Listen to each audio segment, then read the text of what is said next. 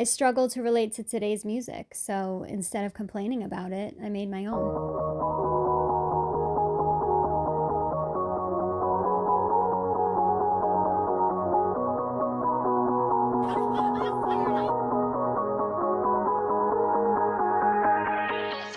Hey artists, welcome back. I hope you all had a nice, long, stress-free weekend. You still eating leftovers? The holidays can be a tough time for us because it's a time when we go back home, we catch up with all our relatives and friends, and we hear all those annoying cliches that I talked about in one of my older videos. We get bombarded with those dreaded questions we hate. So, you famous yet? Hey, you still doing that music thing? Or we're given that unwanted advice from someone who has no experience whatsoever in our career choice. And it can be quite obnoxious. We talked about friends and family not always supporting our passions or our reasoning for certain desires before. And I stated that it doesn't mean they are purposely trying to hurt you. Sometimes they will just simply not understand it. People struggle to relate to things that they aren't passionate about themselves. And this is why I feel close to other music artists. I feel they relate and understand the difficulties, the drive, and the unrealistic fantasy that us artists are always told that we live in.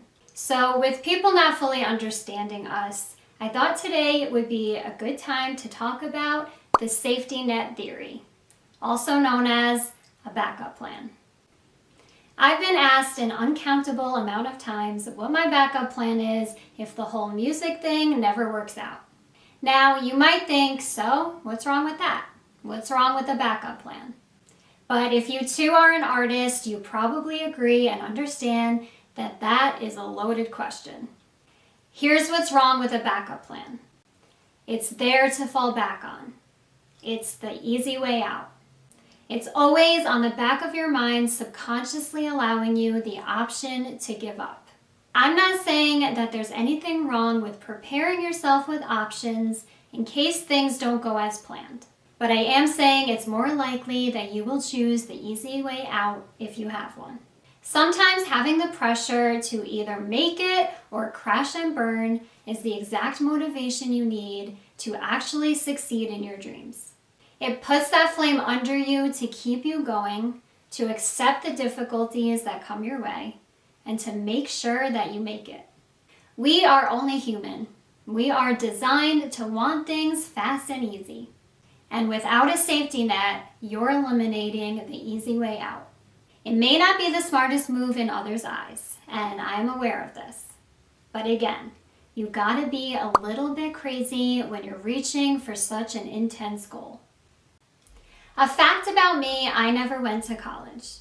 I knew at a young age that I wanted to pursue music. So I made the decision with my very supportive parents to use my college money towards pursuing my dream. Why waste money pretending I'm interested in anything else when I know damn well my passion is music? I used that money towards traveling, studio time, and making music. I use that money for promotion, marketing, and creating my brand. And even though I'm not as far as I wish I was, I still regret nothing. I believe I used that money wisely because it got me further than I ever dreamed possible. I made all my connections from complete scratch, and I am extremely proud of that. If my dream should ever fully come to life, I will be really glad that I never gave up. When we have backup plans and safety nets, it's really tempting to just take that route when the going gets rough. And believe me when I say the going will get rough. People are afraid of failing. And I hate that word honestly because I believe that if you gave something your all and you actually went for it, you are anything but a failure. At least you allowed yourself the chance. It's a 50-50 shot. And I think that makes you extremely brave. But when you never try, ignore your true self, ignore your passion, and you don't go for that dream, you have a 100% chance of not making it. And that is a fact. You can't win a game you're not playing. I'm not saying don't be smart and don't be prepared and to just sit and wait for opportunity to come and find you. You still gotta put the work in for your goals to manifest. But I am saying to walk that tightrope with confidence. If you know that safety net is underneath you to catch you when you fall, you might not take each step seriously or with full caution.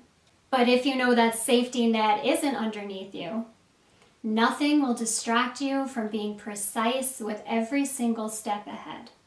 The end of that rope will become your main and only focus, because suddenly you will have no other choice but to make it. Thank you so much for watching. Keep your eyes ahead and your head held high. It's not a race. It doesn't matter how fast you get there. Just get there. If you take away the reasons to give something your all and to try your very best, then you simply won't. And that safety net will start to feel a little bit more like a spider web. I believe in you. Have a great rest of the week, and I will see you guys next Tuesday.